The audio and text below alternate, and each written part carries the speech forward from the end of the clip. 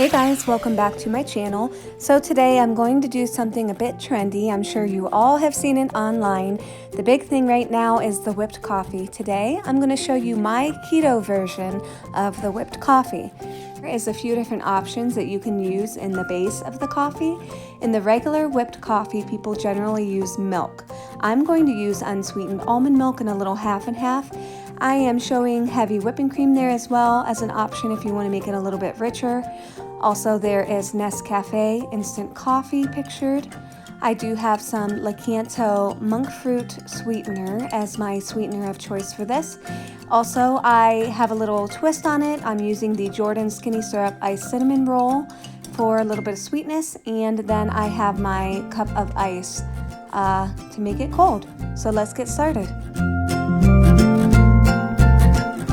I do just want to quickly add that the items that are pictured are truly the only items that you need. Is the unsweetened almond milk, the instant coffee, and the sugar. Actually, you do not even need the Jordan Skinny Syrup if you do not have that available. But at the beginning of the video, I wanted to show you some other options that you can use in your coffee, such as a little bit of heavy whipping cream or some half and half if you wanted to add a little bit more flavor to it. So just wanted to let you guys know that. We're going to start by adding 2 tablespoons of the instant coffee into a stand mixer. Now, if you have a hand mixer, you are welcome to use that. Or if you want to mix it up yourself with a wire whisk, that's perfectly fine too. You'll definitely be using some elbow grease to do it though. So if you have a hand mixer or a stand mixer, I definitely recommend. So that's 2 tablespoons of the instant coffee. We're going to do 2 tablespoons of the sugar substitute. Again, I'm using the Keto monk fruit sweetener today in mine to make it keto. And then we are going to go ahead and add 3 tablespoons of water into our stand mixer as well. So we got 1, 2, and then 3.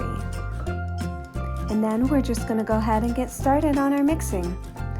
I guess if there's anything that any tips of advice that I could give, especially if you're using a hand mixer or a stand mixer, I would just say to start off really slow and wait for it to get a little bit frothy, and then once it starts to thicken up a bit, then you can definitely increase the speed. You're going to notice that this is actually going to take a lot longer than you would think. I would say a good 5 minutes, believe it or not. So we'll go ahead and let that do its thing, and I'll go ahead and get my almond milk poured into my ice. So I poured a little bit of this almond milk in, probably close to halfway, and then I am going to add a little bit of half and half to mine as well. Again, you do not have to do this.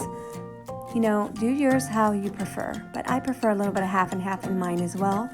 So I did go ahead and add that. Again, you can add heavy whipping cream to it as well if you want it to have a richer flavor. Mine that is different from what others may do, I'm putting a little bit of this Jordan Skinny Syrups into mine. It is the iced cinnamon roll flavor, and it just adds a bit of sweetness to it that is so good. I've tried it without it before. It was okay, but this just really adds something to it. And I'm going to give it a quick stir here, and I'm going to go back to showing you what it is looking like. So as you can see, it has been going for a little while now. You'll start to see it thickening up a bit along the sides of your stand mixer if you are using a stand mixer. And it starts to get a bit frothy, and once it starts to kind of stick along the sides and look a little frothy, that's when you know it's getting closer to being done. So here is what it is looking like when it's done. If you take your whisk and kind of dip it down into it, there are like soft peaks forming, just like it would be if you were like mixing up egg whites.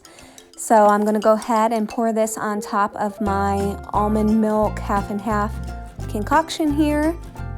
Make sure you get every little bit out of the bowl because you're not going to want to waste it. It truly is so good. So here is the finished keto whipped coffee, and all I have to do is stick my metal straw in here and give it a little bit of a stir. I do not like to overmix mine because I like the frothy part on the top. I highly recommend giving this a try. I know it's trendy right now, but it is so good. You will not regret it. Thanks for watching, guys, and I'll catch you in the next one. Bye.